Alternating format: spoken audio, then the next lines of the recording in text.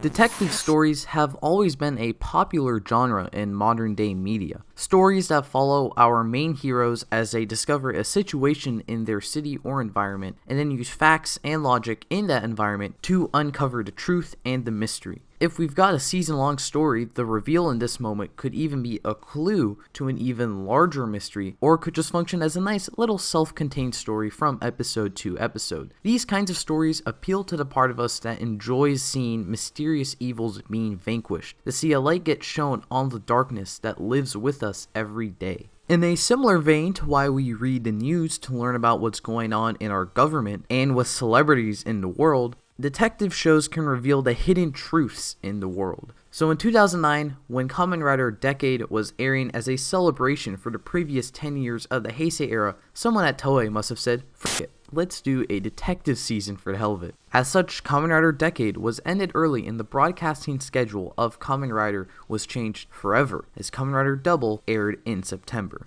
While Double canceling Decade early was obviously a joke, what's not a joke is that Double certainly changed the franchise with the increase of collectible gimmicks, double episode stories, and the obvious change in broadcasting schedule. So today I'm here to talk about Kamen Rider Double. This is the first review of mine that's on an older season, and for you longtime viewers, you know that I like to give a little bit of a history lesson on the rumors and stuff like that before we actually got reveals for the season. But sadly, Double is actually a perfect point where it's been over a decade since the season came out, so it's a lot harder to find scans and early rumors from this time. I could barely find anything for Double here, so when I move further back, I'll probably have to come up with a new segment for the videos. But before I get into the review proper, be sure to let me know your thoughts on Twitter and Discord of what you thought of Kamen Rider Double, and now let's get into its prehistory.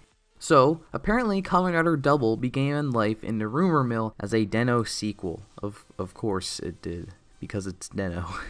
I'm making a big deal out of this though, as this apparently was actually short-lived, and the Double trademark was revealed soon after, alongside a few teasers in magazine scans as we usually do. I really like these for two reasons. One, since this is coming right off of an anniversary season, the teases have Double surrounded by the other main Heisei riders, which always looks pretty cool. And two, apparently someone fabricated a leak or edited one to make what looks like an early reveal for Double, and this is amazing. Why don't people do this more often? I mean, this is funny. With hindsight, it probably seems silly to think that this is real, but I gotta be honest, I actually think the design looks really cool. Even though this is only like the helmet of a form, I quite like it. So like, if any of you guys know where I can find fan art of this design, please link it to me because I think it looks badass. And that's the end of the information I have on the prehistory of Double. I can assume that after these teases, we probably got toy leaks revealing Double in his gear. Rest in peace, toy leaks. And then the official magazine's reveals eventually after that. At least that's how it works 10 years later. I'm not sure how much could have changed. Damn, I think I really need a new idea for this segment. The internet barely existed when some of these shows came out. Hello everyone, it's thomasjujube from the future after this video was fully written. I just had the idea to start calling these older reviews legacy reviews, where this segment is removed, and instead at the end of the video I take a look at how this season has affected Kamen Rider overall as a franchise since the season came out. Let me know what you think. Anyways, I've got to head out of here before I affect the time stream. Oh no, so I guess we're at the first episode now. That was fast. I don't know why. I thought this first episode was pretty awesome. I like the interesting dynamic of how Double had already existed for a year at this point, and the Dopants and the Dopant, I've never said Dopant out loud. And the Dopants had been around for much longer than that. It made the world of It made the world of Futo feel like it was a real city with a history, and we were just getting thrown into the thick of it with Akiko. Especially with the cold open. I'm not sure if I mentioned this before, but I love cold opens. And Double's Begins Night Open is just, it's amazing. It gives you all the information you really need to watch the season, but then it expands upon it later on with some supplementary material. It doesn't detract from your enjoyment of the season because it's not removing needed information, but it's giving you, but there's still enough that's not totally given that they can expand on it and make some fun stories. I love this. With that, there's not really much that happens in these first two episodes that's too standout, so I think the first episode and its second part are both great, save for the villains, but I'll get to them later. A main point in the premiere is that we get to see how the detective aspect in the show is going to work, with Shotaro acting as the main detective that gathers clues and information on the current dopant mystery so that he can deliver them to Philip, who uses the knowledge of the world to track down said dopant. At its core, I think it's a perfectly serviceable Monster of the Week plot. In the beginning it was nice, but over time I feared that it would eventually get really stale and feel repetitive, as Monster of the Week formulas tend to be. Well, yes, this was pretty much the same formula that continued throughout the entire show up to basically the finale. It did a good job of shaking itself up multiple times to keep things fresh. For example, what seemed like a basic beat up the monster episode introduced a twist with the multiple Gaia memory users. We got a few times where there's multiple Gaia memories, making the mystery continue throughout the 2 episodes, or where we think the dopant is one person but it turns out to really be another.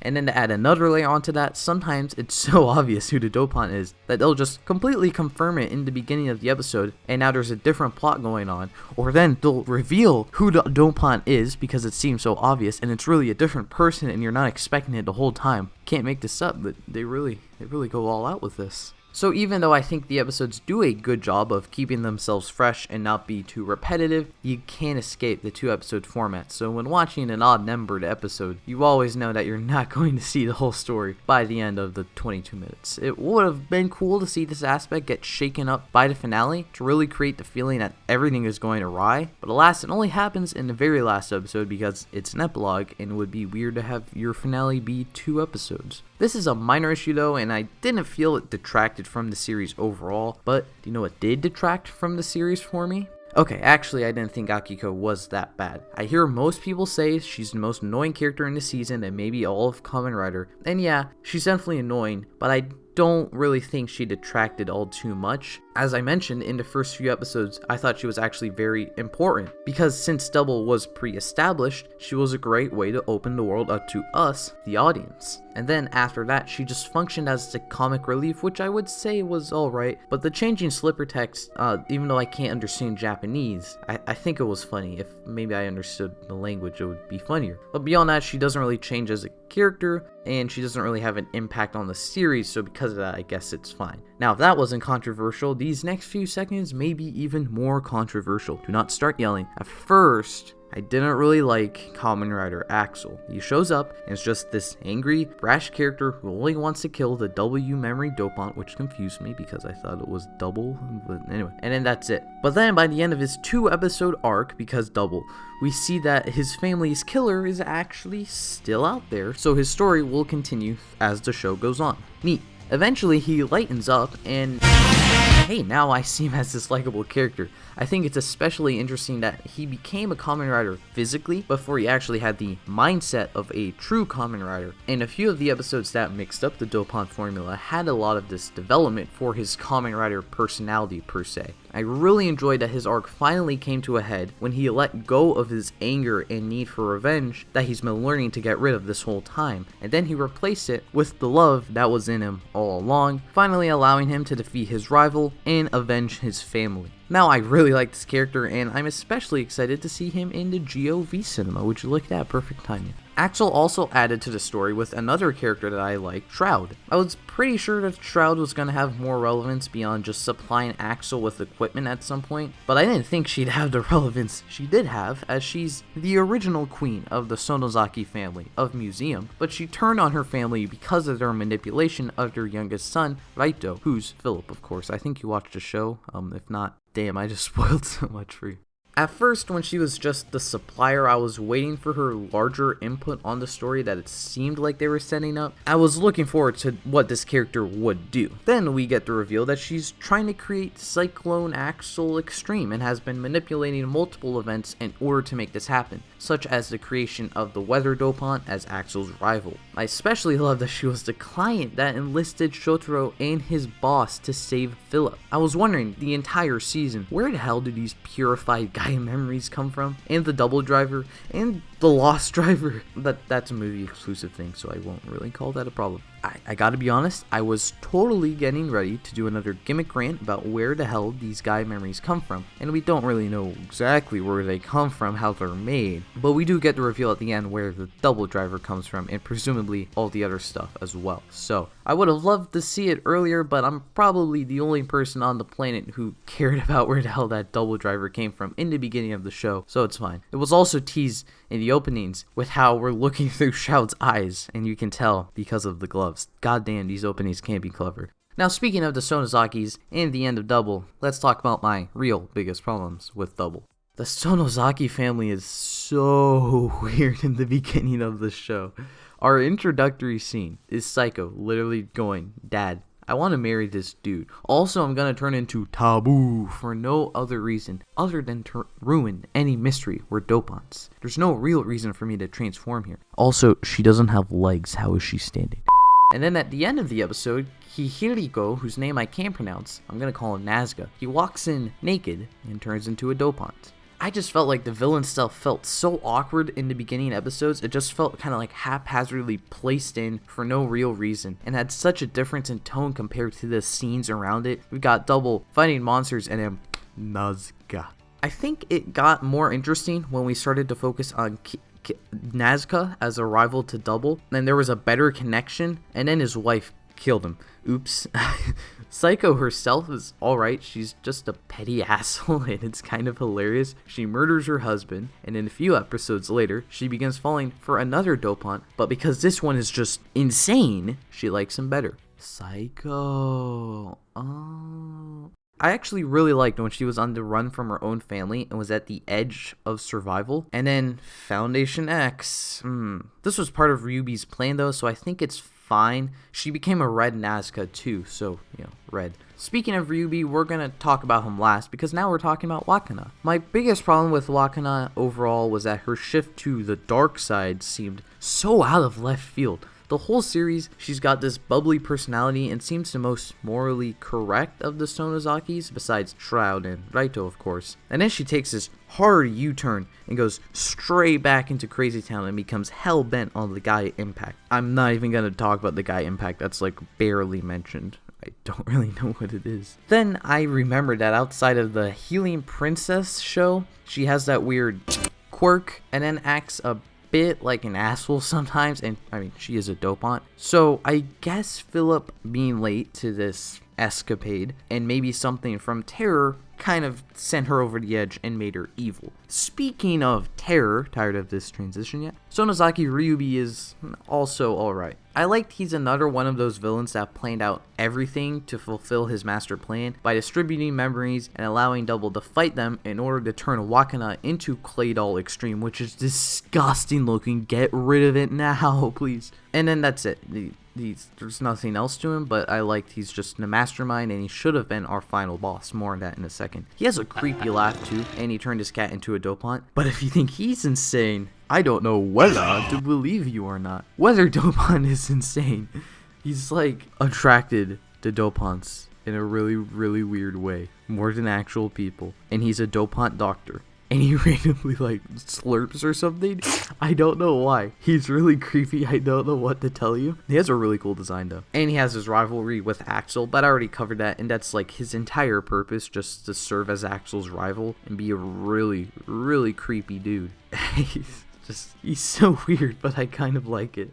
Now it's the ending, which is the worst ending of the entire season in my opinion. This dumbass should have never been the final boss. I don't even care enough about him to look up his name. He was fine as this minor supporting character with Psycho that functioned as another part of Terror's plan, as we learned. And I thought there was nothing more to that. He also served as a little bit of an introduction to Foundation X, which I know has more importance as the franchise goes on, and that's also fine. That's all he should have done. But no, he shows himself as a dopant in episode before the final battle and is of course the most powerful dopant ever. Of course. Or like, is he really the most powerful? Because he was temporarily defeated by the gadget bots. The little robots that get fake Gaia memories slapped into them. Could hold the guy down that was literally undead and could just lift people off the ground when he transforms before he's even a dopant. I like these little suckers like a lot. They're adorable. They have a weird amount of plot importance and it's fine.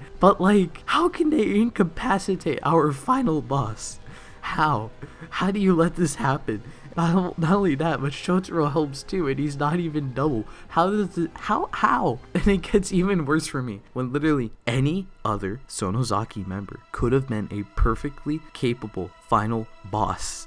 Look at this. Wakana was being built up as the redeemable one before she took the fall, and there was still some room to take her back, or if she had to be defeated, it still created this bittersweet moment. Along with that, she has the extreme form. She's also very powerful. Psycho was the first dopant we saw on screen. She's partially responsible for killing Shotaro's boss. She killed Nazca. She kind of has this rivalry going on with our main characters. Ryubi was the leader of Museum, what we were shown as the most powerful dopant up until later in the season. But no, let's make this guy our final boss, because he drops things. He even drops his Gaia memory. You're lucky that these things are magnetic, because otherwise he would not be your final boss, you little... Let that sink in. This guy, who we barely know, is who kills Philip. Until the finale story, of course, where we bring back Philip. God damn it. Even if the final boss in question was garbage, Philip's sacrifice against him was amazingly heartfelt. We were postponing the transformation the entire 2-episode arc. You really had a sense of dread coming because you knew they had to become double to defeat this guy. And then they finally do. Cyclone Joker Extreme defeats Utopia. I'm not even going to try to pronounce it right. He doesn't deserve it. And then we have to say goodbye to Philip. We've built up this relationship the entire season, and now it comes to a head where Philip has to sacrifice himself. But then, it gets completely undermined by bringing him back in the very next episode. Now, I feel like this was done so that an actual double Kamen Rider can return in future movies and crossovers, and not just Shotaro as Kamen Rider Joker, but they do that anyway, so what do I know? In my opinion, I think it would have been much better if the extreme memory somehow transferred Philip's consciousness into his Gaia memories, so that Shotaro can still henshin into double with Philip in his mind, but it's not just completely bringing him back, and it's only when he transforms into double. I also think it would have been really cool to actually see a singular person henshin into double with 2 Gaia memories. How would you do that? Are you gonna do the 2 W's? Are you gonna make a W with your hand? How do you do it? I do think that getting this scene with the entire family reconciling before departing was a little worth it though. It was genuinely touching. Speaking of Philip and Shotaro, obviously my favorite part of Kamen Rider Double is Double himself, Philip and Shotaro. They're an amazing pair. On their own, they're genuinely enjoyable and interesting characters, and together, they both play off of each other so well. Philip calling Shotaro half-boiled, Shotaro just trying to help the city, while Philip is trying to discover a dance move. Philip's Gaia library aspect is also something that doesn't feel too plot convenient due to the keyword requirement and some restrictions on books, however that works. And once again, it plays off really well with Shotaro being an old school detective who can gather enough evidence for Philip to make this very advanced lookup. There's not much else I can really say because I feel at this point everything that could be said about Philip and Shotaro has been said before. They're great. I'm very late to the party here, but there's something about Philip and Shotaro that I love so much more than their interactions. The double gimmick. No, not the Gaia memories. The way double transforms, that gimmick. Normal double forms result in Philip going unconscious as he goes into Shotaro's body, which means that we need Philip to be safe in order to transform, right? So there are situations where Philip is on the run for no reason, and we can't have double because otherwise he'd fall asleep and be captured. That adds a sense of urgency to some scenes. Shotaro can't transform without risking Philip, and Philip may lose Shotaro if they can't form double. It's an amazingly unique dynamic that we haven't really seen in Kamen Rider seasons prior or even afterwards, and it creates some amazing action set pieces. The Nightmare Dopant episodes make use of this in a perfect fashion where Philip is just invincible because he's in Shotaro's mind, but he's not a legitimate part of it. And what makes this cooler is that the later forms flip this trope on its head, resulting in them having this sense of increased power. Fang Joker uses Philip's body as a base instead of Shotaro's, and is a pretty natural flip of the already existing motif in the season. Along with that, because of the character dynamic, we don't even see Fang Joker all that often. And then in another natural evolution that I really like, the extreme memory just completely merges the two bodies. Just like how Fang Joker doesn't get used too often because Philip needs to be physically at the battle, extreme gets a delayed usage because Philip needs to be absorbed by it. just at a base level, just like looking at the suits, nothing really stands out. You're just like, okay, double form, this is upgraded double form, this is upgraded double form, and like it works visually. It's a nice evolution. But in the show, where you change the way the actual transformation works because it uses two people, it does make an even further point on the evolution of Double's forms, and I absolutely love it. It's definitely, for sure, my favorite part of Kamen Rider Double. So if I'm being honest, in the grand scheme of things, Kamen Rider Double is a season that doesn't really have a lot going on inside of it. It largely revolves around the same Monster of the Week formula that is used for almost the entire season, and it really starts to lose its footing towards the end before, oops, Philip's back. Despite that, I still largely enjoyed this season. Our main riders all have fun personalities and all play off of each other really well in a lot of fun ways, and that makes even base level interactions very enjoyable. The Monster of the Week formula even gets minor updates and changes here and there so it stays fresh and doesn't get too repetitive. There's a lot of interesting aspects that go on inside of it as well with the characters and the suits, and there's enough plot here and there to keep me interested since I'm more of a plot guy, so I like Double. I think Double's great. In my opinion, definitely not a bad season of Kamen Rider, maybe not the best, definitely not the best in my opinion, but it's certainly not mediocre, so I think Kamen Rider Double is great. But I want to know what you thought of Kamen Rider Double. Did you love it? Did you hate it? Or are you somewhere in the middle? I'm basically a little bit above, somewhere in the middle. I'd love to hear your thoughts and opinions on the season, including stuff I may not have mentioned like the aesthetics. I'll give my opinion on those in Double's Rider Potential video. I have no idea when that video is coming out, so make sure you're on the lookout for that and more tokusatsu videos by me by considering hitting that subscribe button, and I hope to see you next time. Thank you for watching. Okay, so I actually went out of my way and I looked up the final boss's name, and his name is Kazoo. He's a Kazoo. All is forgiven.